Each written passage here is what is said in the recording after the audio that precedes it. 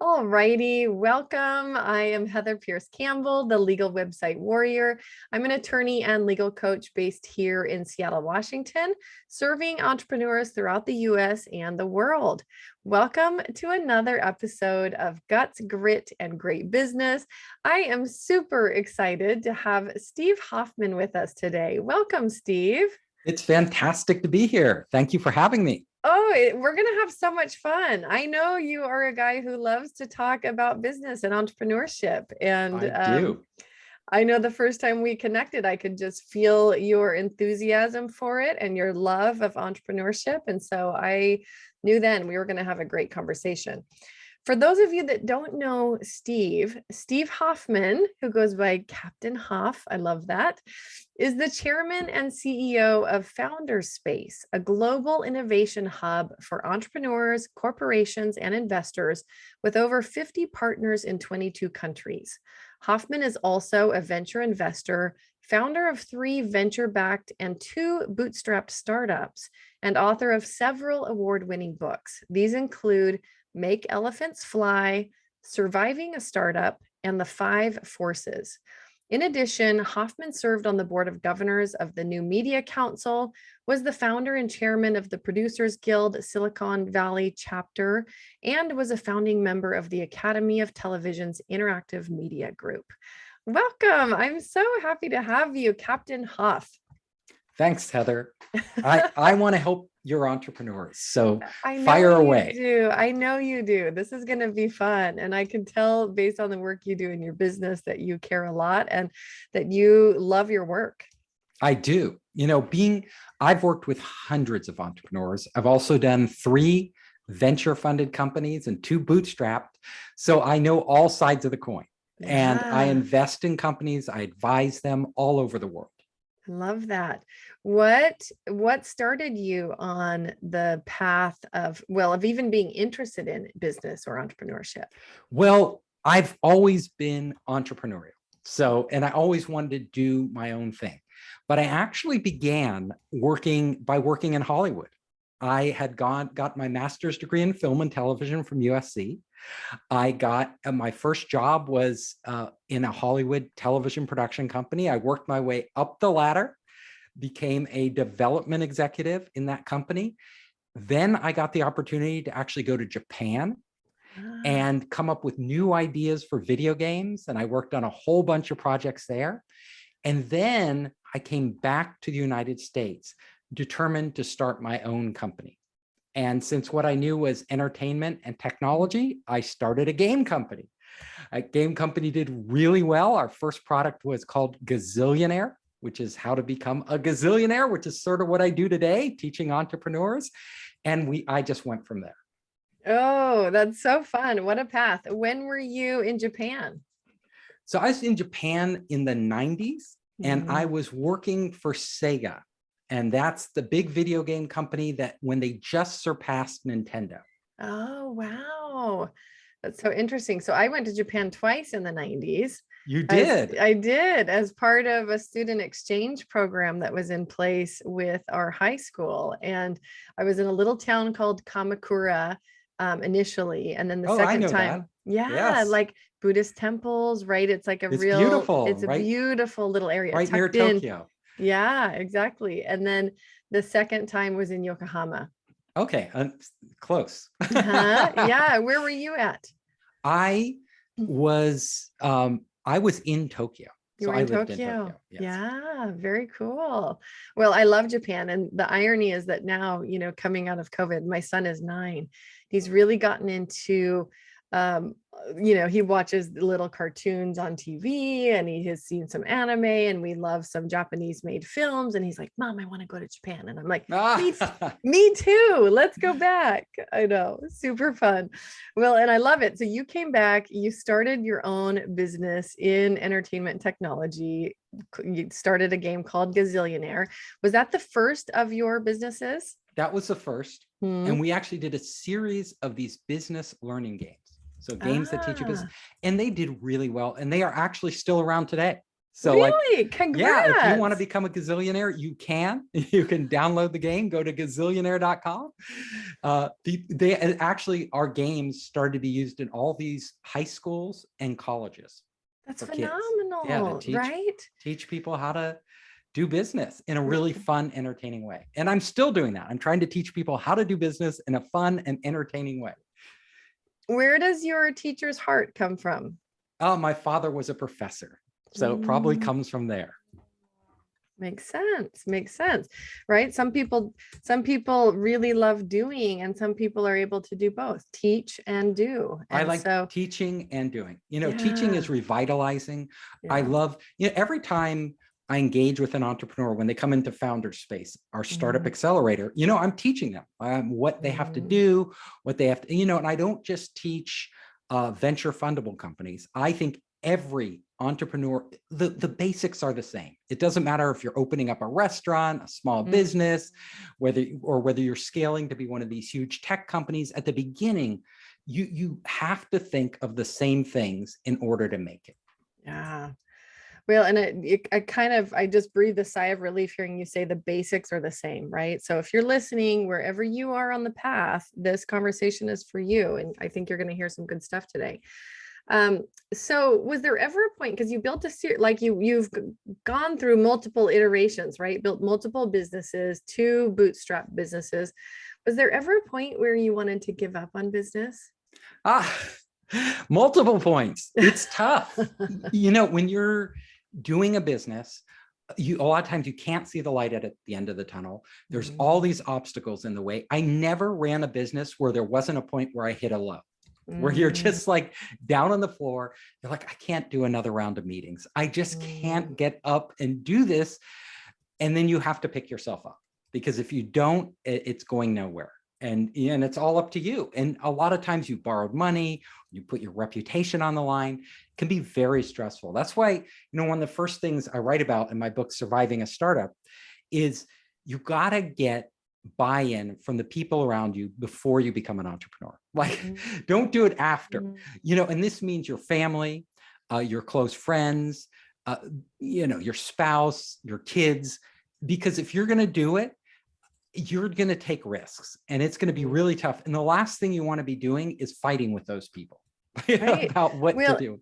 okay. So on this point, what do you say to the folks? Because I hear you on that. You need the support. You need your family's buy-in. You need people who are going to be there with you, who maybe potentially could invest with you, right? Depending on where your business goes.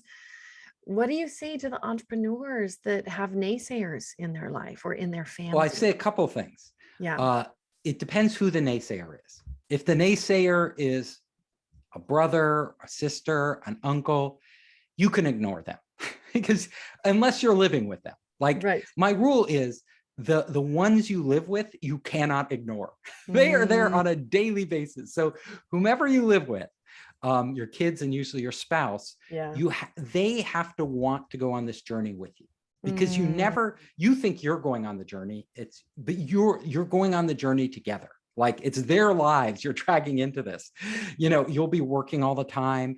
You're going to be taking financial risks that directly impact their future and their comfort.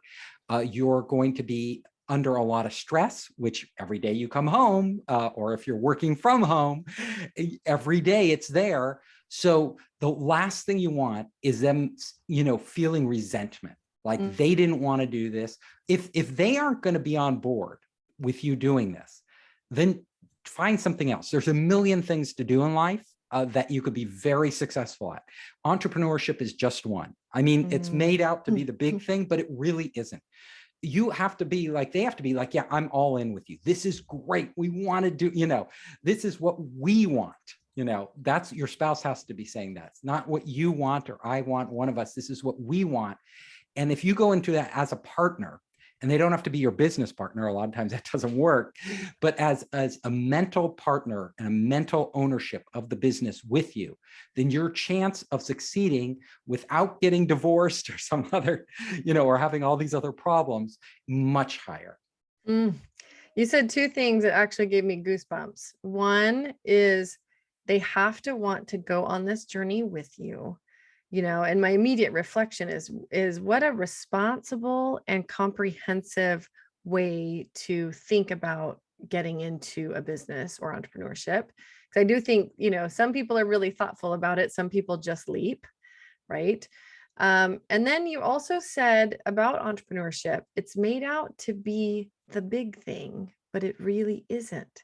Can you tell me more about that? Well, Coming from there's a lot of hype around being an entrepreneur. We read about all these companies and these people that make it, and we sort of idealize it.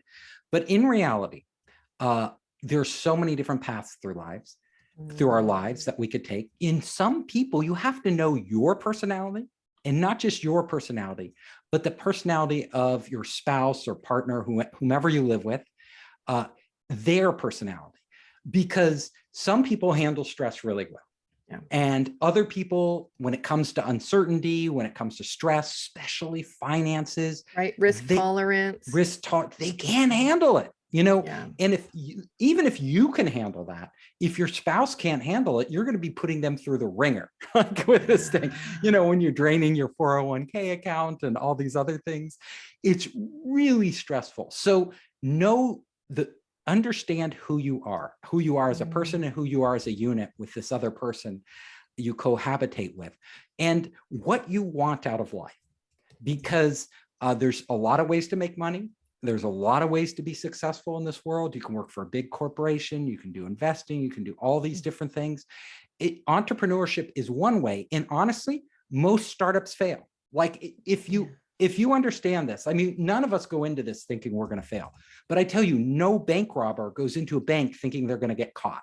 Like if they thought they were going to get caught, they wouldn't go rob the bank. They're like, I could get away with this. Are you calling entrepreneurs bank rob? This is funny. I don't think I've ever had that statement made on my podcast. That's hilarious. Well, I've never made that statement right? before myself. No bank I just robber. thought of it. So no, but seriously, like you don't go into an entrepreneurship saying thinking you're going to fail, right? The odds are against me. I'm going to fail. Just like a crook doesn't go into, to rob a bank thinking, oh, I'm going to get caught. They think, no, I'm going to be the one who gets away. And right. Or like, the metaphor I use, right, is nobody starts a marriage thinking they're going to get divorced, right? But over half of marriages get divorced. Right. So the odds aren't good. And if you combine entrepreneurship with the odds of marriage, you're really...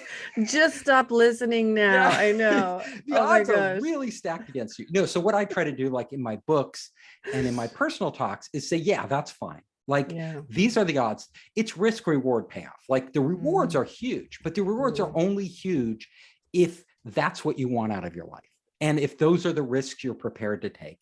And so think about that, lay it on the table. And then the other thing I advise when it comes to family members is whenever possible, do not borrow money from friends and family. Because again, the odds are stacked against you. Like if you just are average, right? And none of us think we're average. Okay, well, I think we're better, but somebody's got to be average. And there's a lot of us who have to be below average. So some of us are deluding ourselves. So if you're just average, and it's not just you, it's luck. There's a lot of luck involved. Right. Then you're not going to be able to pay them back. Like you will be taking their money and losing it. What does that mean to lose your parents' money, your uncle's money, your sister's money, your best friend's money?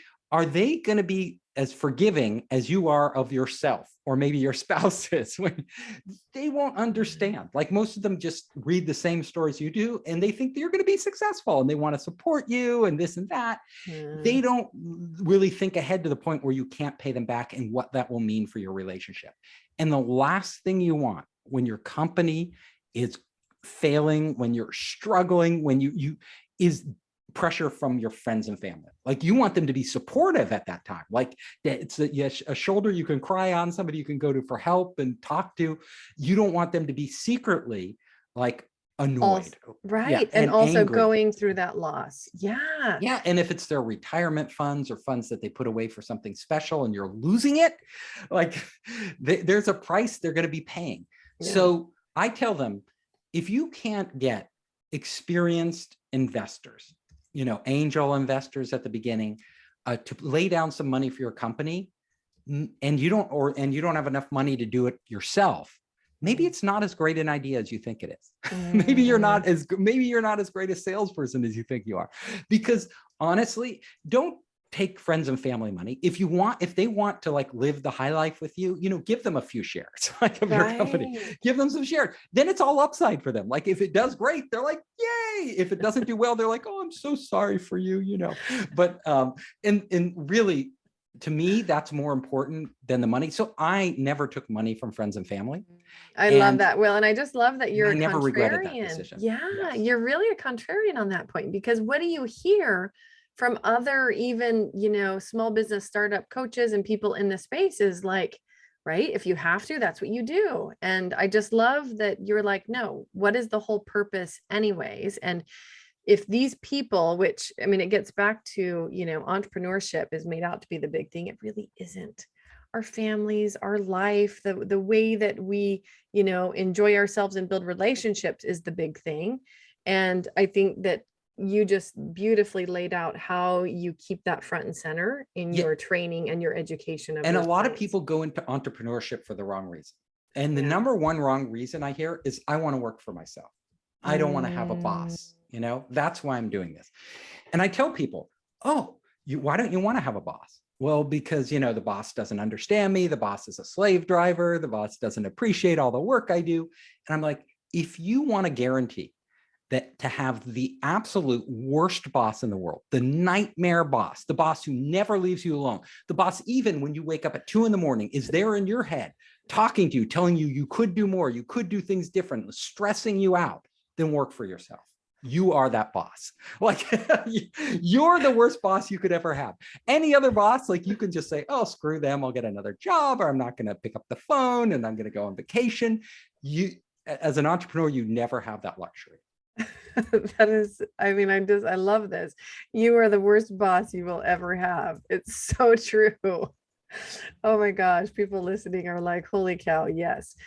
Okay, so, and you've touched a little bit on startups around some of this early investment. When should people think about getting investors? And who are the people that absolutely shouldn't even be thinking about that path? So there are different types of entrepreneurs. Like all things in life, it's not a one size fit all cookie cutter thing. There's all different types of entrepreneurs. So there are consultants. Like every consultant is an entrepreneur, but consultants are fairly low risk businesses. I mean, there's no reason you should be getting investors for a consulting business. Right. First of all, you don't really need it. You're not going to market it in the same way. Need a ton of leverage. It's all relationships, putting in time in business development, meeting people, networking. That's what you do as a consultant. You don't need a lot of capital. Then there's entrepreneurs who might open a shop or a restaurant. Yeah, you may need capital for that, and you have to think that through. And you may need investors, but you need a certain type of investor. That's a different type of business. And then there are those who kind of have the big dream. I want to build a big company. Like I will tell you, it's much easier to raise money from investors for a big company that's very risky than for a small business that's really low risk. And you're like, what? Like, wouldn't somebody want the low risk business? No, they don't want the low risk, because honestly, all investor thinks about the day they give you money, even the second they give you money, is when can I get that money back? And when can I get more than I put in back? Like I want it out as your company. Like I want it out at least double, triple, 10 times out as soon as possible. And that's their goal. And they're going to be pushing you and driving towards that goal, because that's all they care about. As long as it's in your company, your money does them no good. Like you may think, oh, you own a portion of my business. This is great. They're like, I don't care. Like in this, and in small businesses, honestly, they're hard to sell. And when they do sell, they tend not to sell for a big premium. So most investors are like, wow, I put in my money, I waited 10 years and they sold that business and I got 1.5 times my money back. Like, does that make any sense? Yeah. Like it doesn't make any sense for them. So they want, if they're going to take that risk with a start, they want to get 100 times back if they're coming in early. Like I'm coming in early in your business. I want to hit a home run on this. So when you're thinking about investment, like if you're doing a small business, the people you're usually going to get money from are like a bank. or some other source. And they're going to do it as a traditional loan. And then they're going to require you to back that loan, maybe with your house or some other asset. Personal Because guarantee. they're going to want to, yeah, yeah, because they're not going to getting an exponential return off of that investment. They're just getting interest, right? Yeah. So that they want that as low risk as possible. And it's really hard to get those bank loans for even a small business. And so yet it's a lot of work to run those businesses, and they're still risky. Like the survival rate is actually higher for small businesses, but not higher in proportion to the risk. So it all comes down to that. So really understand what type of business you have. And let me explain to you like the criteria for the different types of businesses, because you fundamentally have to understand. So if this is a very simple rule. If my business is going to grow linearly over time, gradually grow over time, that's, even if it's not going to be a small business, even if someday you could imagine, hey, that could be a good medium-sized company, or even a large company. Like a lot of great companies are still family owned, like the Tabasco company that makes Tabasco sauce and things, they become very big conglomerates around the world, yet they're still family owned. And they grew linearly. But how old is the Tabasco company? So it's pretty old, right? It took a long time to grow that business. And so if you're going to grow linearly, especially like out of the gate, like sometimes a business will grow linearly and then they'll hit something and they'll take off in a big way, right? But if you're as long as you're on that linear track, I tell most entrepreneurs, don't even bother to go out for, it's really hard to get investors unless they're in your industry, unless they understand your business. They're going to come in and they're going to share basically the profits with you, like from day one. Like they're a restaurateur. Like I know restaurateurs and people invest in restaurants, they know that business inside and out. So they're like, okay, I've done this, 5 times, 20 times before. I see another entrepreneur is doing that thing. I'll back them. I know that business. I can guide them through it. In that case, yes. But venture capital, the type you hear about, like in Silicon Valley and stuff, no way. Like they're not going to do that. Like it's up. The other thing you need to, so really venture capitalists, the type for like that you read about, exponential growth. Yeah. And Google in the early days or Facebook, these companies, they're looking for exponential growth, but when you break it down into its pieces, they're looking for a lot of different things. So one, they're looking for a really great team, like an amazing team, and not just like solo entrepreneurs. They seldom invest in solo entrepreneurs. So they want to see that you can get together these amazing people who have really, like, one's a great technologist, another's a great designer, another's a great marketing person, who have these skills, and they could be working 6-figure jobs and they're joining you. Number two, they want to see that you have a distinct competitive advantage. Meaning there are a lot of great businesses out there, and they usually tend to be linear growth businesses. They go into markets where there's not much to distinguish them from somebody else. So you could go into a market, you could have a great idea, like I'm going to run a service business that, helps people make their podcasts or whatever. And they're going to look out there and they're going to say, yeah, I can see that they might even be successful at doing that. But I can also see that there are hundreds of other people who do that, and the barriers to entry are really low. They're going to be looking like, what do you have that nobody else has? Why are customers going to come with you? Why are they going to stick with you? What value are you going to give them that they can't get elsewhere? Because honestly, if they can get the same value elsewhere, then you're competing just on money, right? On price. And all of a sudden the margins get compressed, right? There are less money, and it's not going to be exponential growth, right? It's going to grow slowly because you're going to just be competing on price. So that's those are two of the first things investors look at. Do you ever see, in the folks that you work with, do you ever see somebody sitting on a business or an idea where they just haven't thought big enough, right? They've got something that could really be one of these exponential growth scenarios, and they just haven't looked at it in that light? All the time. So first of all, a lot of people don't want to take the extra step towards exponential growth because it ups the risk, right? It's like, I don't want to spend the money to develop that. I don't want to go, it's too risky. So they don't do it.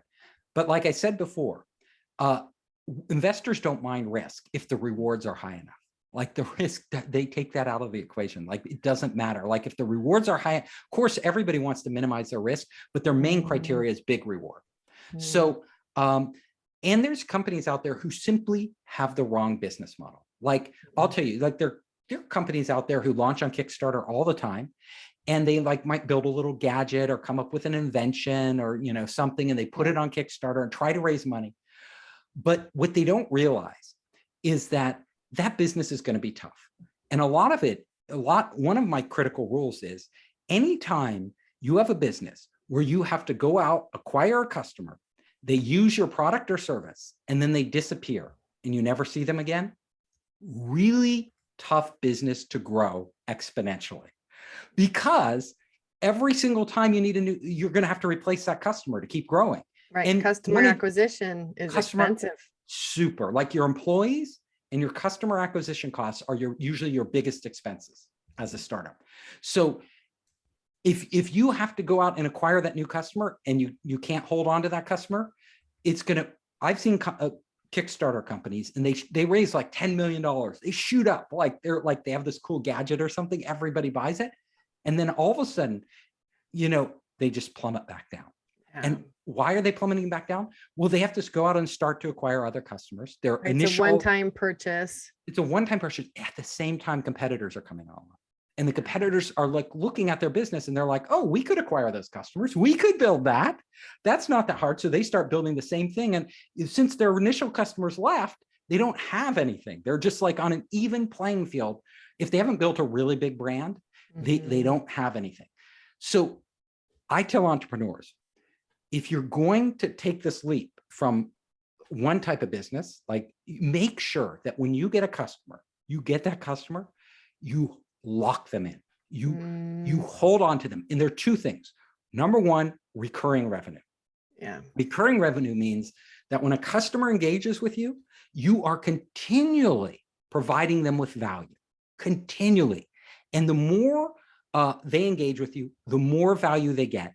And that value can go on indefinitely. Those are beautiful businesses because you acquire this customer and they can potentially stick with you for years. And it doesn't have to be a lot of money that they give you each time they engage. Like you look at Amazon, every time you buy a product, they get a little bit, but those little bits add up. Every time you go on Facebook, they just get a little bit. If you click on an ad or engage in some way and they gather some data for you, they get a little bit of value. But people go on also, you know, they engage for years and they engage every day, constantly. So the value adds up. This is what investors are really analyzing. So the other thing is, not only do you have this relationship where you're constantly providing them value, but even more importantly, that you build what I call not a product, not a service, but you build a platform. And platforms are beautiful because what they are is they are an ecosystem where the more you engage with the product or service, not only the more value you receive, but the more value you create for everybody else engaging in the product or service. So look at this. Look at Amazon. Like, I don't think I'm providing value to other people, but I'll tell you, every time I go on there, I'm providing value. Every time I look at a product, Amazon is taking that data and finding out which products sell and which products to prioritize in my search for products. Every time I write a review, I am not creating value for me. I'm actually creating value for everybody else in the ecosystem, right? Because why do I go to Amazon? Like a lot of times I shop on Amazon just to get the reviews. So I know which products are good. Like I could buy it on some other store, but they don't have as many reviews, not the density of reviews. Every time I go on Amazon, I'm not only creating value for the other customers, I am also creating value for the other partners in the ecosystem, and that is the sellers. Like, so the sellers are benefiting, and Amazon created this like two-sided marketplace so that the more sellers they get on, the more buyers want to come there, right? Because the more products and competition on price and reviews are available. Right. How many times you go Google something and where's the first place it shows up? Amazon. Right. Yeah. Even if you didn't think it was going to be there. That's what surprises me. Because they're building value over time with all this engagement. So that's just one example. You could run all sorts of different businesses like salesforce.com. They're a very different type of business, right? They do CRM business, but they created this whole ecosystem. They have all these third-party developers creating apps. And like, so even once you start using Salesforce, you start not just using Salesforce, you start using all of their other apps. And if a competitor comes along, which there have been many, trying to steal Salesforce's customers, once you're in the Salesforce ecosystem, you're like, well, I could go to this competitor. They're lower priced. They have a more streamlined app, a better UI, all these advantages. But I need all these other pieces that these third parties create, and these guys don't have it. So I'm not going to go there. And this, so this is what I want people to think about. Like, if you're going to really build and if you're looking for venture capital, not just investors, like in a traditional business, venture capital, this is how they're thinking. They're like, can you replicate this dynamic? If you can do this, if you can show me the path towards one of these type of businesses, you're golden. Because those are the geese that lay the golden egg. Like, these are the criteria that the investors are looking at. And, in all these businesses, like, I don't necessarily love Amazon. It's not like I want to keep using Amazon, but because they keep creating more and more value for their customers over all this time, overnight delivery, low cost delivery, I can return products easily. They have this huge network of buyers and sellers. Right. It's so hard for anybody else to replicate that. They raise all these, what we call barriers to entry. So those are the differences between like a business that's non-venture capital fundable and a business that is venture capital funded. And you have to analyze your business very deeply. If it doesn't fit the criteria, you're totally wasting your time, like totally. Well, and in light of, the examples that you've given, I feel like you've just really beautifully like built people a map. Like, here's what you need to look at. And it is complex, but you see it in action every day, right? The Amazon example, anytime you've spent time on any platform that's Google, essential, doesn't matter what it is, right? That's essential to your business, where everything is integrated and it connects with all of these other third-party apps. And it just becomes, it's a little bit like moving away from Infusionsoft. Right? You lock into something and use it for any amount of time. And it's, especially if it's one of the early power players in the marketplace, it becomes really hard for others to compete. Oh yeah. There's a huge first mover advantage. So when you build one of these ecosystems, because of all the criteria I just laid out, all the factors that go into an ecosystem, latecomers get locked out of the market. Totally. Even if they have better products. Like, it's not about the product. At a certain point, it's no longer about the product. Like, why do we all use Windows, right? Why do we all use iPhones and Android? And why aren't there other operating systems out there? It's exactly the same reasons. Yeah, so interesting. So what examples, I'd love to hear some of the clients that you have worked with, like how their product or service or business met these criteria, right? Yeah, so I work with all types of entrepreneurs. I worked with a lot that have done traditional businesses and try to guide them along. Then I've worked with others who, do more scalable, venture fundable businesses. For everybody, it's a little different. There's a little different things, but I love to be on that journey with them, like going on that journey. And most people, I'll tell you at the beginning, when most people, you probably have a lot of listeners out there, they're trying to think, what's that next big idea? What's that next crazy thing I could do that will make me a gazillionaire? and we all do. And most of us think, I'll only take the leap when I have that great idea. Well, I want to dispel another myth. The idea doesn't matter. It doesn't matter at the beginning. It will matter eventually. But at the very beginning, the idea doesn't matter. And I'll tell you why. Because whatever idea is in your head, if it's new, if it's original, if it's something that people haven't quite done yet, then you don't know enough to really understand whether it will work or not. And most of the big companies we see out there today, they actually began with the wrong idea. It was like they started in one direction and then they figured something out along the way. So entrepreneurship is a journey. It's not like have this great epiphany and I just like Elon Musk and I'm going to go out and take people to Mars. Like it's usually not that way. Let me give you a company we all know. So YouTube, like when YouTube started, the founders of YouTube had this brilliant idea and they were sure they were going to be successful. And it was called video dating. So they were like, we're going to build a video dating site where all of us, where we get people together and they date by video. Wouldn't people want to do this? You want to see the other person. You want to know. It could save you a lot of time, going out on bad dates. Nobody used their service. It was a complete failure. It was only later when they were kind of like floundering about and they made this video they wanted to share with their friend. And they're like, the video is too large. We can't share it. Oh, what if we uploaded it to our dating site, which we already built, and just shared the link, just the link. Boom. It was like magic. Everybody could watch the video on their dating. Accidentally created YouTube, right? They didn't think we're going to build the biggest broadcast video network in the world. No, they just wanted to share a file. That's what they wanted to do. Share a file. And the easiest way, a video file, was through sharing a link. And then they said, other people probably want to do this too. And so they started to allow other people to upload videos and they rebranded it, YouTube, and share the links. And all of a sudden they became this repository for all this amazing content. And hence they became what we know today as YouTube. Now, another company, many of your listeners probably heard of Slack, right? So Slack, the big communications company. Yep. Slack channel. Yeah. They started out as a game. They were making a game. And the game was failing. Nobody wanted to play the darn game. But what they were learning along the way was that they were scrambling around again. They were like, this is not working at all. It's not working, blah, blah, blah.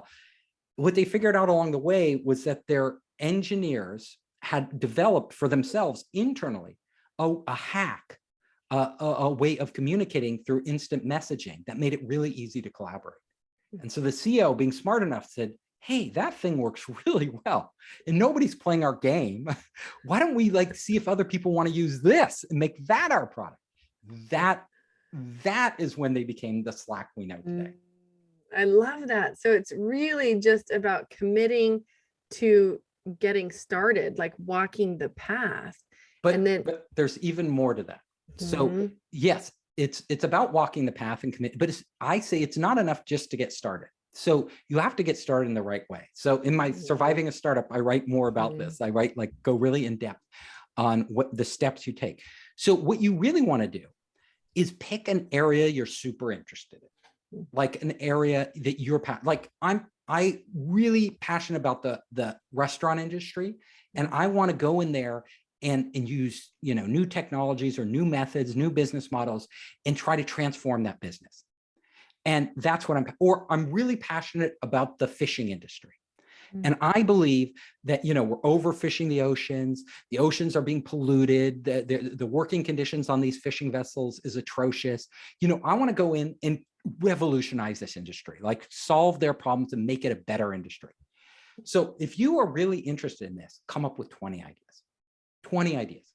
And those 20 ideas are probably all wrong. So, but at least you have 20 ideas, and you're not locked into one, because a lot of entrepreneurs they put on blinders when they have their first epiphany and they're like, this is the idea. And they try to sell everybody on their idea and they waste a huge amount of time and it ends up failing.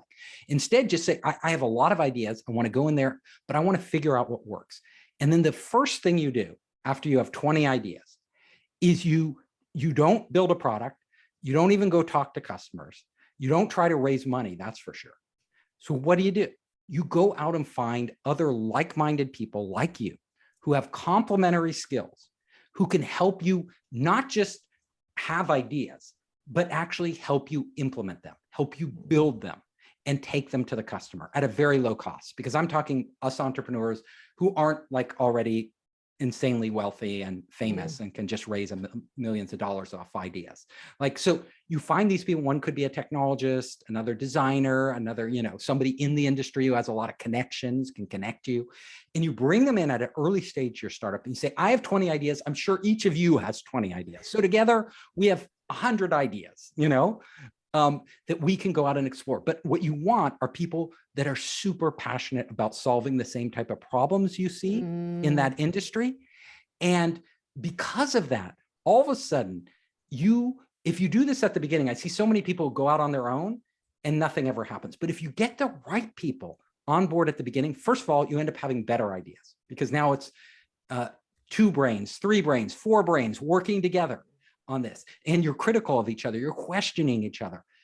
The second thing you get is people with different skills that can, like, oh, we can actually build this. We can build the prototype. We can take it out.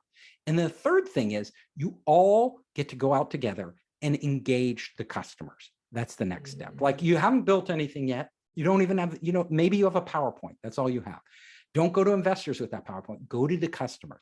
Sit down with the people in the restaurants, the chefs, the waiters, the owners, find out what are their pain points, what's driving them nuts, because most innovations don't happen inside an industry. They happen outside, because the people inside are too busy just trying to stay alive. Like, they're just trying to run their business. So you're finding out, where are they bottlenecked? Where are they, banging their head against a wall? Could we actually come in and solve this for them? If it's a painful enough problem, a high enough priority, they will say yes. Second thing is, certain industries might not want to change. Like, you could have the best idea in the world, like literally the best idea in the world, and go to the fishing industry and say, look, we could make your industry totally sustainable and it won't cost you a dime. And they're like, we don't care.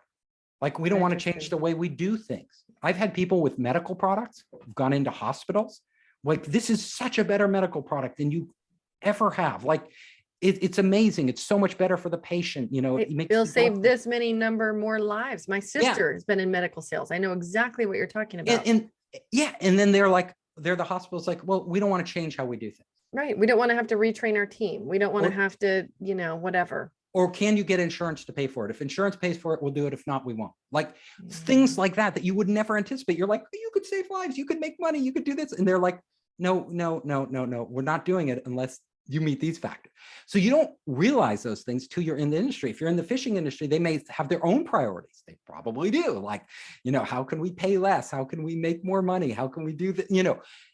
So only by engaging with them and aligning their priorities with what you want to accomplish in that industry.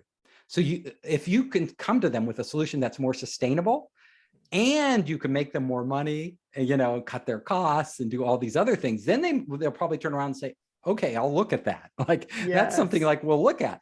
They're not looking at maybe for the reasons you want them to, but at the end, you can actually make a difference. So this is the process of being an entrepreneur. It's going deep in the business with the right team. And then there's a magic thing you do. And this is the hat I want you to put on. Once you have those 20 ideas, what you're looking for is you're hunting for one thing, and that's pent-up demand. Pent-up demand in the marketplace that isn't being met. So a demand is something that, like, as a customer, I'm saying, I absolutely have to have this thing, even if I don't know what it is. But if you showed me what it is, like, I would know I have to have it. And there's always that demand out there. And there's always new pockets of demand being formed, because the world is changing at all times. New technology, new solutions are coming up. You can just observe the edges of any marketplace to see, like, in many instances, where demand is developing, where it has been, and where, right? But you seldom see that at the beginning, right? You seldom see it. And that's why I lay out this whole process you have to go through to really get to the point where that becomes visible for you, hopefully ahead of everybody else, and you can jump in there. Well, that's right. And I think you have just illustrated why so many people on this path get it wrong. They do it out of order. They're overly committed to a single idea or a single thing. They jump in feet first on their own first without building team. I mean, there's so many ways that, given your example, people can start to, like, check off where they could maybe use a redo, or if they were to start something new, do it the right way this time. Yes. And then your chance of success goes up so much. And these rules don't just apply to venture capital funded business. Whatever business you're in, you should be doing this. Like, it doesn't matter if you're a small business, get the right team right from the get-go. Don't stick with like one idea of what you're going to do. Go out to your customers and find what they're not getting, what they would pay more for. Doesn't have to be a huge business. It can be a small business. And you might discover, you're a landscape architect out there and you have an idea of what landscapes people should have. And you find out, no, they all want to save water because we're in a drought right now. Like, so that's where the opportunity is. Like, this is what people are looking for. They want it. So if you knew that, your sales rate would be so much higher. Oh, well, it's so true. And I've seen so many small businesses get overly attached to the thing that they're doing, that they're not exploring even slight deviations that could open up a whole different area of demand, a different kind of client or different level of client. Exactly. Right? And a lot of times they aren't, a couple mistakes they make. One, they aren't in a continual dialogue with their clients. They just do their work, but they don't follow up and say, like, what could I do better? What could I do differently? What is there something you're not getting that you really want? Those simple questions, clients will come back to you and they'll actually show you where the demand is. Other thing is, are there other clients out there who could use a similar service or product from you, but you're not talking to them because you're kind of focused on this client set? Maybe you don't have relations there, but you could make much higher margins on this other group out there if you just put a little effort into penetrating that world. Well, and there's massive opportunity. Like, I wrote down your question. Is there something you are not getting that you really want? I think a huge majority of businesses have missed opportunities on the, what they do with a client after that initial service or that initial interaction. There's so many ways that they could show up and continue to nurture that they don't. Yes. Including even through like a customer survey or some way to capture how is that client feeling about what you just did. So I love that. Is there something you are not getting that you really want? Yeah, and you want to build this into the process of your organization, whether you're a solo entrepreneur, you have a team, you have employees, everybody should be engaged in this mindset. Yeah, I love it. I think it could really cause swifter change inside of a business that will lead it in the right direction. Yes. Yeah. Oh my gosh, I feel like we could just go on and on. This conversation has been so fun. I mean, I feel like I've got a gazillion more questions. Let's pause for a minute. And for anybody who is listening that would like to connect with you and find out more about Captain Hoff, right? We've got Steve Hoffman with us, or about Founder Space. Maybe they're thinking like, hey, I've got an idea, or I've got a business, or I've already started something, but I need support, right? Where would you send them? Just go to founderspace.com.